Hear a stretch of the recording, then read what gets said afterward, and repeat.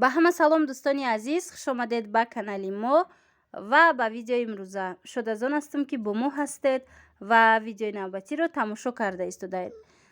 Ман мехоҳам ҳозир барои шумо анамихел нарху навои бамбукҳоро нишон диҳам.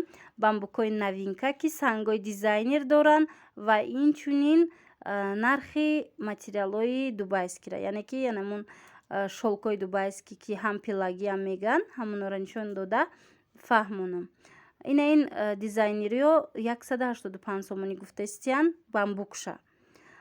Ина дигар шолкоша бошад ва дигарша бошад. Нархошон аз 150 сомон сар мешавад то 200-220 сомона. Марҳамат, метавонед биёед.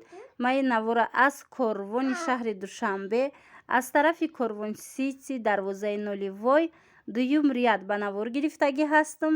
Умедворам ки ба шумо писанд меояд ва анамин матои дилхоҳи худатонро дарёфт мекунед. Иҷода бинед чӣ қадар бамбукҳои хушрӯанд. Бамбукҳо нархошон сар мешавад аз 120 сомон то 150 сомона. Ҳар хелаяй. Марҳамат, кадом намуде ки шумо дар корай, метавонед ки ба мо нависед, мо доставка мекунем. Инчунин худи шумо метавонед, агар дар Тоҷикистон бошед, метавонед омада аз наздик бинед, нарху наво карда анамин бамбуки дархоститона, дилхоҳтона дарёфт кунед. На марҳамат. Видеоро то охира тамошо кунед. Беҳад ваёи навинка омадагӣ ҳаст, шолкои дубайски навинка омадагӣ ҳаст. Ман ба навор гирифтагим дар охири видеоай. Бинед, шояд ки ваям ба шумо писанд меоя ва интихоб мекунед. Ана ирам бинед. И чизое ки ҳозир айни замон дида истодаед, ҳамашон бамбуканд. Беҳад гулои хушрӯ доранд. Инаи сабзша бинед. Аҷоиб курта хушрӯ мебиёя ази умедворам. гули нағзай бисёрам нусхаҳои хуб ромадагиай ам бамбук. ҳозир ҳамаш ҳамие ки ман нишон додистам ҳамаш новинкаянд. Як чиз дига ки мара пурсида буданд подписчико ки амин бамбук чӣ намуд материалай, креп бамбук и тобистонае дӯстони азиз, аз гирбишинда камака тунуктаракай, аз шифонда ғафстарак. баъд хелаки дӯстони азиз ки ина беч хол пӯшида мешава. салқина чӣ хеле ки худи савдогарон мегӯянд, беҳад салқини хушрӯай. на марҳамат. бинед чӣ қадар гулои хушрӯш омадагиай. аз амин дуранг ё се ранг дора, аз анамин намудуш.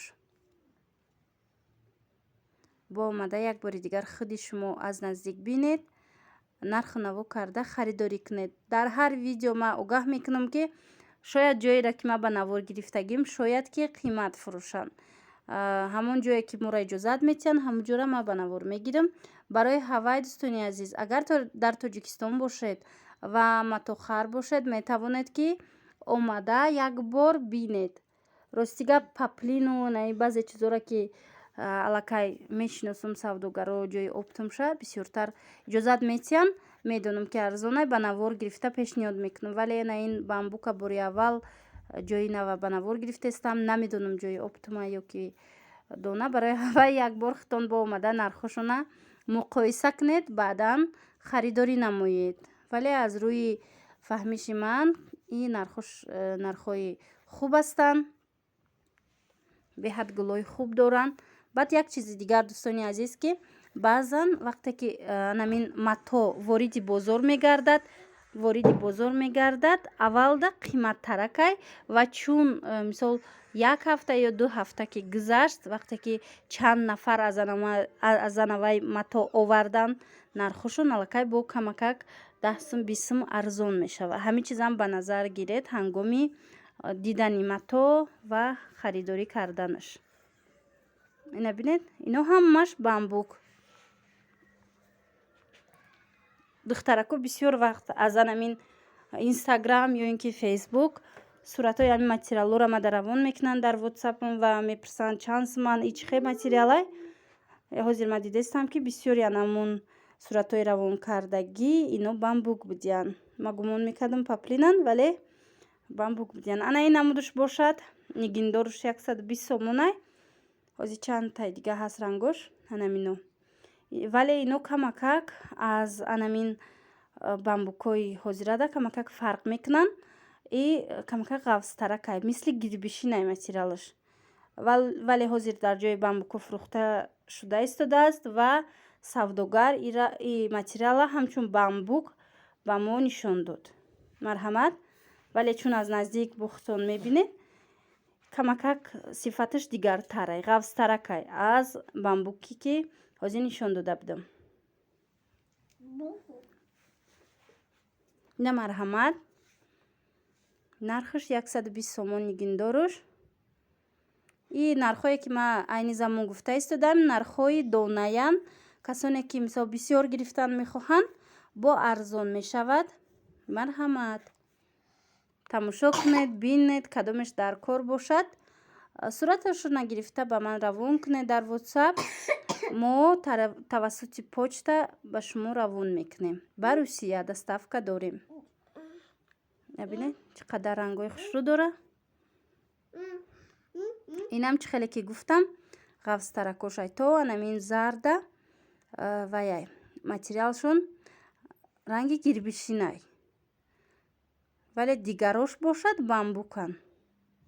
ҳозир дигарошам нишон метиҳам. бинед и тарафаш бошад ҳамаш бамбук.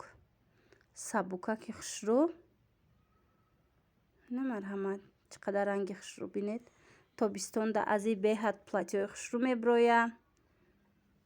барои кӯдакоям куртача духтанда ҳамин рангҳои ярки беҳад хушрӯ меброянд. на марҳамат дӯстони азиз. иҷада боша ино шолкан, шолкои новинка. ина пилагиам меган, пилагии дубайский. нархҳои дизайни и 220 сомонай, нархи санги дизайнаш. ина и намудуш бо ҳаст. ина рости гап ҳами тигрша намедонам чанд пулай. иам новинкаяй, иам дубайскияй. дизайнерский сангча дора. барои ҳамо тақрибан мегум шояд ки 200 сомон боша. баъд як чизи дигар ки дӯстони азиз, паплинои анамин доинга дизайнерош аз 150 сар мешавад то 170 сомона. инаи дубайскиё, инаин шолко боша камакак қиматтаракай. ҳамин чиза ба назар гиред. ина 220 сомон, мисол 230 сомон. хулас инами хел. фақат сангчои дизайнерш. сангчои одиш инора шояд ки 150 сомон бошад. вале ҷое ки ҳозир айни замон ма ба навор гирифтаистам, сангчои одӣ ки надоштанд, фақат дизайнер буд. барои ҳавай ма дизайнероша нишон додаистам. ҳамин чиза дар назар дошта бошед дӯстони азиз ки ҳамин вақте санги дождик дошта бошад, он вақт шояд ки 150 бошад ё 160 бошад. ҳамин намуд мато. на марҳамат. тамошо кунед. дар иҷа боз анамин хел дубайский паплино аз ин намудот тамом шудагӣ буд, бо пайдо шудааст. на марҳамат.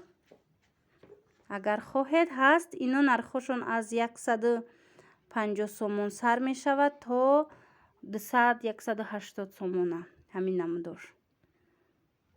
баъзен гулош инора тамом шудагӣ буд, боз овардагӣ ҳастанд ва хостум видео карда ба шумо нишон диҳам. тамошобинони азиз, нороҳат набошед. иҷа ҳозир ҳамроҳи ма духтарчамай, барои авай овозаш омадастай. аҳамият натиҳед. на марҳамат. наи гулам навай. бисёраш евростилай. мисол дар дигар давлатҳоям шумо метавонед кирта карда ба барнамоед. марҳамат. иҷа бинед инаи фиолетовиш беҳад хушрӯ. гулчамайдашам аҷоибай. ҳангоми бо аз наздик мебинед бисёр хушрӯанд. ино нағзиш дар чие ки мисол кушод намешаванд, рангш намерава ва беҳад салқини хушрӯанд. ина марҳамат. кадом ранге ки ба шумо дар кор бошад метавонед ба мо нависед. тамошобинони азиз, мо ба шумо равон мекунем. хайр.